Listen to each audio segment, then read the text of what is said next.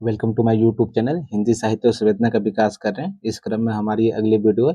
इससे पहले अगर आपने हमारी वीडियो नहीं देखी है तो इसका एक प्लेलिस्ट बना दिया गया है, आप वहां जाकर देख सकते हैं। आइए शुरू करते हैं। पहला प्रश्न आपके सामने है, मेपल रचना किसकी है? आपको बताना है कि जो मेपल रचना है वो किसकी है। ऑप्शन ए गेजा Kumar Mathur, option B Bharat Bhushan Agrawal, option C Prabhakar Machwe, option D Kedarnath Singh. तो आपके सामने चार विकल्प दिया गया है, तो आपको बताना है कि मेपल रचना किसकी है। इसका जो आंसर होगा वो विकल्प सी होगा, प्रभाकर माचवे। अगला प्रश्न है, तुमने अपनी यादों की पुस्तक खोली है, जब यादें मिटती हुई एकाएक स्पष्ट हो गई हो, जब आंसू छलक न जाकर आकाश का फूल बन गया हो। ये पंक्ति किसका है? आपको बताना है। गिरजा कुमार माथुर, शमशेर बहादुर सिंह, सुमन राजे और भवानी प्रसाद मिश्र। इसका जो आंसर होगा वो विकल्प बी सही होगा, शमशेर बहादुर सिंह। अगला प्रश्न है, वह अनायास मेरा पद गुनगुनाता हुआ बैठा रहा और मैंने उसकी ओर देखा और मैं समझ गया और यह संग्रह उसी के हाथों में खो गया। ये कथन किसका है? ये कविता की पंक्ति है, तो आपको बताना है। ए भारत भूषण अग्रवाल, बी नंदकिशोर नवल, सी सर्वेश्वर दयाल सक्सेना और डी शमशेर बहादुर सिंह। इसका जो आंसर होगा वो विकल्प डी सही होगा, शमशेर बहादुर सिंह। अगला प्रश्न, प्रश्न संख्या 4। तो कुछ और कविताएं की भूमिका में उन्होंने लिखा, हर भाषा की जान होता है मुहावरा और मुहावरे हिंदी उर्दू दोनों के बिल्कुल एक हैं। ये किसका कथन है? तो आपको बताना है। विकल्प आपके सामने है। Option A Agyeya, option B Ramvilas Sharma, option C Shamsher Bahadur Singh, option D रघुवीर सहाय। तो अगर आप देखेंगे तो यहाँ पर दो क्वेश्चन बनते हैं। पहला एक ही कुछ और कविताएं किसकी है, तो अगर आपको पता हो कि कुछ और कविता किसकी है तो इसका आप आसानी से आंसर दे सकते हैं। तो इसका जो आंसर होगा शमशेर बहादुर सिंह, विकल्प सी। दूसरा ये कि ये भी पूछा जा सकता है कि हर भाषा की जान होती है मुहावरा और मुहावरे हिंदी और उर्दू दोनों को बिल्कुल एक से हैं। ये किस कविता संकलन से लिया गया? तो कुछ और कविताओं। ठीक, तो ये शमशेर बहादुर सिंह की है। अगला प्रश्न चलते हैं। धूप कोठरी के आईने में खड़ी हंस रही है, कविता किसकी है?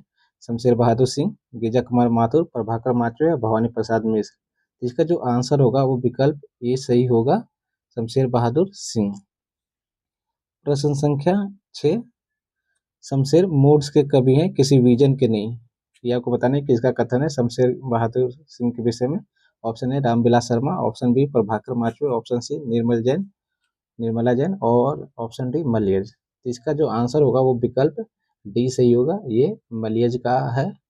मलियज ने शमशेर के विषय में कहा है कि ये मूड्स के कवि है, किसी विजन के नहीं। प्रश्न संख्या 7। अज्ञे द्वारा संपादित पत्रिका है, आपको बताना है कि अज्ञे द्वारा संपादित पत्रिका का नाम क्या है। ए कथादेश, बी क ख ग, सी नया खून और डी प्रतीक। तो इसका जो आंसर होगा वो ऑप्शन डी सही होगा, प्रतीक। ठीक है। अब प्रतीक का प्रकाशन वर्ष क्या है इसका आप ही अगर याद हो तो वो भी बताइए। और ये किस तरह की पत्रिका है, साप्ताहिक है या मासिक है, आपको ये भी बताना है। प्रश्न संख्या 8। जी हाँ हुजूर, मैं गीत बेचता हूँ, मैं तरह तरह के गीत बेचता हूँ, मैं किस्म किस्म के गीत बेचता हूँ। ये कविता पंक्ति किसकी है? शमशेर बहादुर सिंह, भवानी प्रसाद मिश्र, प्रभाकर माचवे और गिरजा कुमार माथुर। आपके सामने चार विकल्प दिए गए हैं, तो आपको आंसर देना है। तो इसका जो आंसर होगा वो ऑप्शन बी सही होगा, भवानी प्रसाद मिश्र। ये मिश्र जी की कविता है। गीत फरोश नाम से ये कविता लिखी गई थी। प्रश्न संख्या 9। दुख उसी को आत्मा को शुद्ध करता है जो उसे दूर करने की कोशिश करता है। शुद्धि दूसरे के साथ दुखी होने में नहीं, दूसरे के स्थान पर दुखी होने में। ये कथन किसकी है? Option A Muktibodh, option B Agyeya, option C Jagdish Gupt, option D Kedarnath Singh. तो इसका जो आंसर होगा वो ऑप्शन बी सही होगा, अज्ञे। अज्ञे का ये कथन है। प्रश्न संख्या 10। मनुष्य के विचार और अनुभव की शक्ति इस स्थूल शरीर के ही सूक्ष्म गुण है, वैसे ही जैसे स्थूल पुष्प में सूक्ष्म सुगंध वास करती है, जैसे तेल और बाती के जलने की क्रिया का फल प्रकाश होता है। आपको बता रहा है जो कथन है वो किस उपन्यास से लिया गया है। Option A Divya, option B Dada Comrade, option C Jhutha Sach, option D देशद्रोही। ये चारों उपन्यास जो हैं वो किसके हैं? यशपाल जी के हैं। ठीक, और ये इसका आंसर क्या होगा? तो ऑप्शन ए सही होगा, दिव्या का कथन है ये मॉरिस कहता है दिव्या उपन्यास में। प्रश्न संख्या 11। उपेंद्र नाथ अश्क के उपन्यास भी इसी प्रकार के हैं जहां लेखक कहना बहुत कुछ चाहता है पर स्वयं ही कह देता है, उपन्यास को नहीं कहने देता है। कथन किसका है? Option A Ramchandra Shukla, B Ramvilas Sharma, C Ramswaroop Chaturvedi, D Ramchandra Singh. तो आपको बताना है कि इसका आंसर क्या होगा। तो इसका जो आंसर होगा वो विकल्प सी सही होगा। रामस्वरूप चतुर्वेदी कहते हैं ये कि लेखक कहना बहुत कुछ चाहता है, लेकिन वो लेखक कुछ खुद ना कहकर उपन्यास को कहने नहीं देता, ये लेखक स्वयं कह देता है। इसका आंसर क्या होगा? रामस्वरूप चतुर्वेदी, विकल्प सी। आपको यहाँ असंगत बताना है, एक तरफ उपन्यास है और दूसरी तरफ उनका काल है। तो ऑप्शन ए है अनामदात का पोथा, ये औपनिवेशिक युग का है। ऑप्शन बी पुनर्वा, ये 14वीं शताब्दी का है। ऑप्शन सी बाणभट्ट की आत्मकथा, ये 8वीं सदी की है। और ऑप्शन डी चारुचंद्र लेख 12वीं-13वीं सदी के। तो इसमें कौन सा काल और उपन्यास का युग्म सही नहीं है, आपको बताना है। अगर इसका आप आंसर विकल्प सी दे रहे हैं तो आप सही है, क्योंकि जो बाणभट्ट की आत्मकथा है वो 8वीं शताब्दी ना होकर कितना है, 6वीं शताब्दी है। ठीक, तो ये आंसर जो होगा विकल्प सी सही होगा। ठीक, आगे चलते हैं। प्रश्न संख्या 13 कि डरना किसी से नहीं, ना गुरु से, ना मंत्र से, ना लोक से, ना वेद से, ये कथन किस उपन्यास से लिया गया है? ऑप्शन ए अनामदात का पोथा, बी पुनर्वा, सी बाणभट्ट की आत्मकथा, सी चारुचंद्र लेख। आपके सामने 4 विकल्प दिया है, इसका जो आंसर होगा वो बाणभट्ट की आत्मकथा से लिया गया है, विकल्प सी सही होगा। ठीक, प्रश्न संख्या 14 पाप का कीचड़ कहानी है, किसकी कहानी आपको बताना है? एक बहुत ही प्रसिद्ध कहानी है। Option A Vishnu Prabhakar, option B Ilachandra Joshi, option C Jainendra, option D Yashpal. तो पाप का कीचड़ जो है वो यशपाल की कहानी है, विकल्प डी सही होगा इसका। अगला प्रश्न, प्रश्न संख्या 15 कैद काफी मंचित हुआ, जिसके पाठ को उन्होंने कई बार संशोधित परिवर्तित किया और जिसे नवीनतम रूप में उन्होंने डैश नाम से प्रस्तुत किया। आपको बताना किस नाम से प्रस्तुत किया? स्वर्ग की झलक, अंजो दीदी, लौटता हुआ दिन और पत्थर अल पत्थर। तो इसका जो आंसर होगा वो विकल्प सी सही होगा। लौटता हुआ दिन नाम से उन्होंने कैद को संशोधित करके प्रस्तुत किया। प्रश्न संख्या 16 भारत के प्रथम प्रधानमंत्री पंडित जवाहरलाल नेहरू और ब्रह्मवत के पहले राजा पृथु के बीच विलक्षण साम्यक आलोचनात्मक यद्यपि सहानुभूति अध्ययन इस नाटक का उपजीव्य है। तो किस में किया गया? Option A Konark, option B Shardiya, option C Pahla Raja, option D Raghunandan. तो इसका जो आंसर होगा वो विकल्प सी सही होगा, पहला राजा। प्रश्न संख्या 17 श्यामा प्रतिभा का विवाह 1933, शैतान 1934, रोमांस 1935 नाटक है। आपको बताने किसका नाटक है ये? Option A Ashk, option B Bhuvneshwar, option C रघुवीर सहाय, ऑप्शन डी कमलेश्वर। इसका जो आंसर होगा वो विकल्प बी सही होगा, ये चारों नाटक भुवनेश्वर के हैं। ठीक, अगला प्रश्न, प्रश्न संख्या 18 राम कुमार वर्मा का नाटक है, आपको बताने कौन सा नाटक है?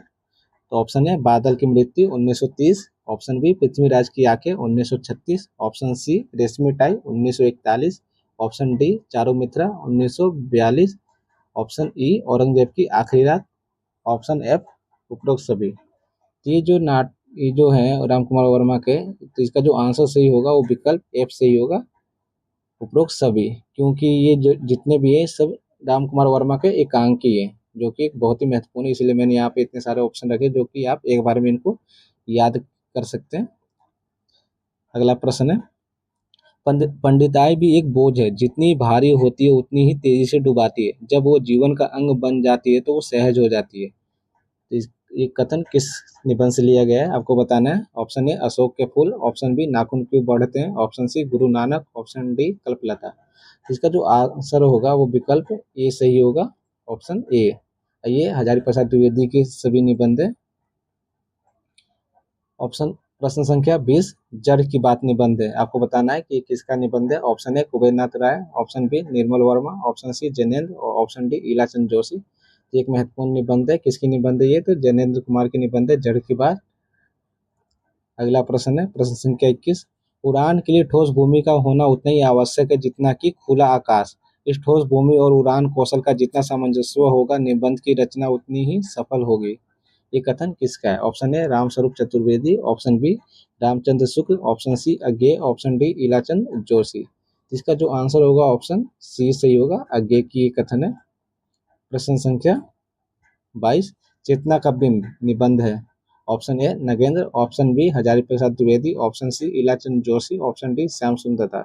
इसका जो आंसर होगा ऑप्शन ए सही होगा, ये नगेंद्र की एक महत्वपूर्ण निबंध है, चेतना का बिंब। प्रश्न संख्या 23 किस पुस्तक को उनसे मिलने वाली भौगोलिक अथवा प्रादेशिक जानकारी के लिए नहीं पढ़ा जाएगा। ऐसी यात्रा संस्मरण टूरिस्ट गाइड का स्थान लेने के लिए नहीं लिखे और पढ़े जाते हैं। ऐसी पुस्तकों में प्रस्तुत ब्यौरा एक व्यक्ति की यात्रा का ब्यौरा होता है और वह यात्रा जितनी बाहरी होती है उतनी ही भीतरी भी। ये यात्रा का विवरण जितना स्थूल भू विस्तार से संबंध होता है उतना ही सूक्ष्म मानसिक भूगोल से भी। ये कथन किस यात्रा वृत्तांत से लिया गया आपको बताना है। ऑप्शन ए पैरों में पंख बांधकर, ऑप्शन बी अरे यायावर रहेगा याद, ऑप्शन सी मेरी तिब्बत यात्रा, ऑप्शन डी पृथ्वी परिक्रमा। अगर संभव हो तो ये भी याद रखेंगे कि ये जो रचनाएं हैं ये यात्रा वृत्तांत है वो किसकी है। इसका जो आंसर होगा वो विकल्प बी सही होगा, ऑप्शन बी अरे यायावर रहेगा याद, जो कि आगे की यात्रा वृत्तांत है। ऑप्शन प्रश्न संख्या 24 स्मृति लेखा जिसका प्रकाशन वर्ष 1982 है में सरोजिनी नायडू और मैथिली शरण गुप्त से लेकर अपने कनिष्ठ कथाकार फणीश्वरनाथ रेणु तक 12 लेखक बंधुओं का संस्मरण है। तो स्मृति लेखा किसकी रचना आपको बताना है। Option A Ramdhari Singh Dinkar, option B Rambriksh Benipuri, option C Sachchidanand Hiranand Vatsyayan Agyeya, option D Rahul Sankrityayan. इसका जो आंसर होगा विकल्प सी सही होगा, सच्चिदानंद हीरानंद वात्स्यायन अज्ञे। यहाँ पर 3 प्रश्न बन गए कि स्मृति रेखा किसकी रचना है। तो पहला अज्ञे की, दूसरा कब प्रकाशित हुई तो 1982, तीसरा इसमें कितनी लेखकों का संस्मरण है तो यहाँ पे कितनी लेखकों हैं 12। ठीक, जिसमें ये भी देख लेंगे किसका है तो एक मैथिली शरण गुप्त का और फणीश्वरनाथ रेणु और सरोजिनी नायडू का। ठीक, अगला प्रश्न आज का जापान सुबह के रंग रचना क्रमशः किसका है आपको बताना है। ऑप्शन ए कोसलायन और अमृत राय, ऑप्शन बी नगेंद्र और कमलेश्वर, ऑप्शन सी रामविलास शर्मा और अमृत राय, ऑप्शन डी भवानी भगवती चरण वर्मा और जैनेन्द्र। इसका जो आंसर होगा वो विकल्प ए सही होगा, कोसलायन और अमृत राय। आज का जापान कोसलायन और सुबह का रंग अमृत राय का रचना है जो कि